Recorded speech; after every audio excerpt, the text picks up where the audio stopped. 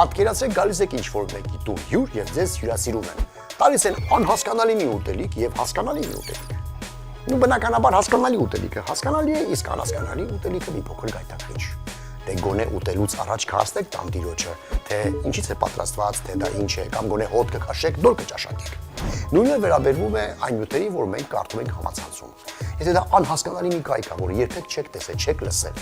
մանավանդ որ գրած է շտապ, հենց հիմա, պայթեցես համացանցը եւ այլն, գոնե կարդալուց առաջ կամ կարդացեք, բրծեք, բայց այդ ինֆորմացիան ճշտեք այլ կայքերից կամ գոնե մեկին հարցրեք, այս կայքը տեսել է երբևիցե թե ոչ։ Մենք այն ենք, ինչ ուտում ենք, նաև